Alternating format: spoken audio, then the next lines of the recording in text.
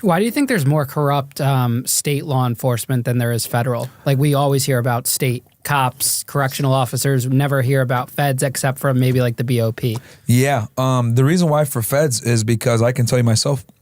So I went through a very strict background check. Every 5 years, most special agents have a top secret clearance. So with a top secret clearance, you're getting a background check every 5 years. And that really keeps you honest because they do financial checks. They do background checks with your criminal history. They do your spouse, etc. You're getting a security clearance. So it's pretty extensive. You're doing SF-86 everywhere you lived in the past 10 years, drug tests, etc. So the feds do way more background checks. Then if you got a top secret SCI, I think it might be every 3 years. So they just do more background checks. The background checks are more stringent.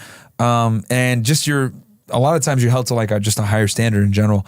So that's why you don't see corruption at the federal level. Of course, there's corrupt federal people as well, of course. Mm-hmm. But the reason why it's like an anomaly when a federal agent gets arrested is because the background checks are just way stricter. Do you think it also polygraphs, all that shit? Do you think it has to do with also the proximity of them dealing with a criminal? Like I had the Homeland Security agent that we connected about, where you commented on, and he was internal affairs. He was talking about how the Homeland Security agents working the prisons get easily corruptible. Yeah, so it depends, right? So so you're probably talking about enforcement and removal operations, ICE, the deportation guys I explained before. Mm-hmm. So ERO deportation officers, like they're dealing in the jails, right? And they have their own whole immigration system that they deal with. Like they don't have a top secret clearance. Mm-hmm. So they're not going through nearly the same level of background check as a special agent is. Gotcha. So, and then also the other reason too is because like there's a lot of oversight too. So like, and on top of that, like federal agents don't have that much authority. As much as people think they have all this power because they're feds, they actually don't. A little secret that people don't know is federal agents can't make probable cause arrests. They really can't. It's very hard to do it. It's very uncommon. So when I was on the border, right, and I'll explain what I mean by this. When I was on the border, Customs calls me, hey, we got a guy at the bridge here. We caught him with 3 kilos of coke. All right, cool. I show up, talk to him, blah, blah, blah. He confesses. All right, cool. I got an iron case, right? I'm still going to call AUSA and get prosecution accepted. I'm not taking that fucking guy to the jail until I get concurrence from an AUSA. The United States Attorney's offices dictate who gets arrested and who doesn't. It's not the federal agents as much as people think. You do the investigation, etc. But the AUSA is making the final call if that guy's going to fucking jail or not. And then if they say yes, then you file your criminal complaint and he gets into the federal system. You contrast that with the state system where trooper catches you on the side of the road, he smells weed, all right, he catches you with a roach, arrests you, puts you in fucking jail, depending on what state you're in, if it's not decriminalized, of course, but I'm just using an example. Mm-hmm. Puts you in jail, writes a report, gives it to the DA. DA can choose if they want to, sorry about that. Yeah, you're good. Let me put this on silent.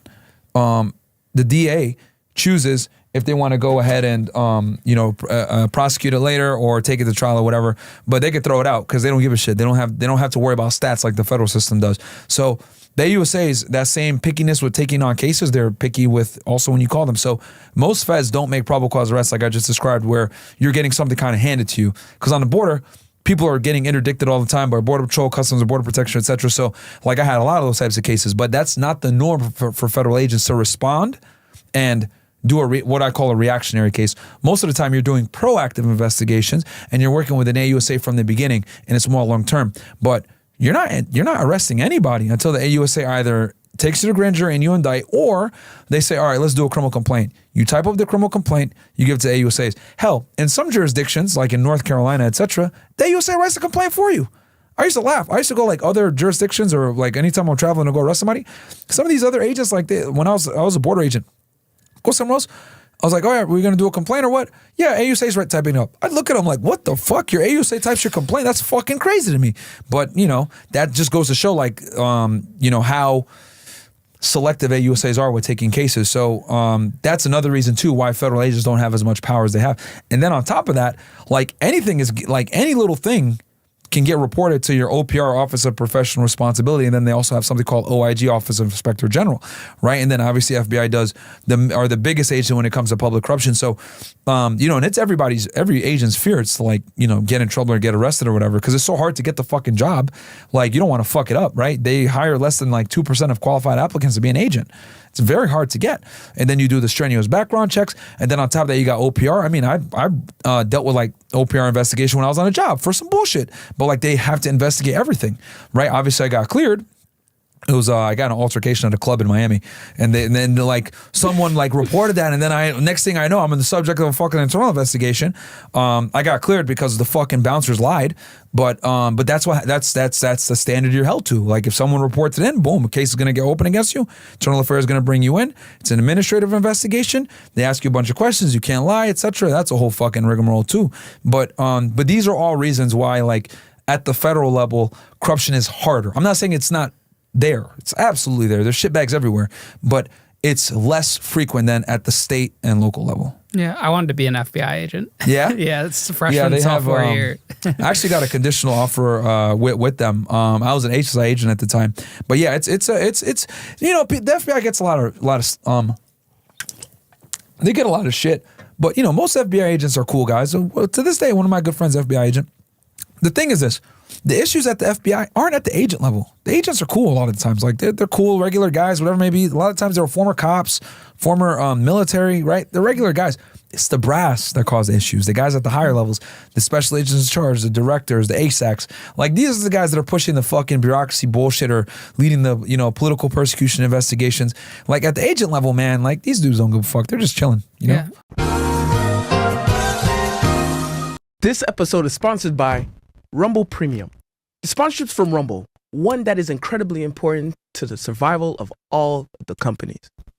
When Rumble first started in 2013, they built the platform for small creators, and they didn't censor or have biases.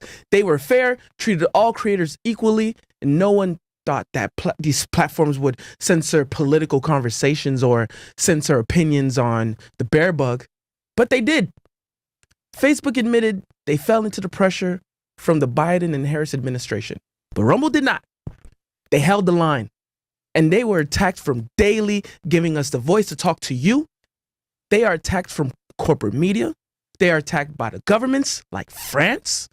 They are attacked from brand advertisers who refuse to work with them. Corporate America is fighting to remove free speech. Rumble is fighting to keep it. Rumble will not survive with brand advertisers. They don't get much of it. Watching our show on Rumble is the most that they ask from you. But if you really believe in this fight and you have the means, one major way you can help Rumble survive is joining Rumble Premium. Join a community that believes in the First Amendment and believes in our human rights to free speech. Rumble is offering $10 off with the promo code STUDIO when you purchase an annual subscription. Go to rumble.com/premium and use the code STUDIO. Like I said, if you have the means and believe in the cause, now is the time to join Rumble Premium. And if you don't have the means, we're just happy to watch us on Rumble. So one more time, rumble.com/premium, use the code STUDIO. And thank you, Rumble Premium, for sponsoring this episode.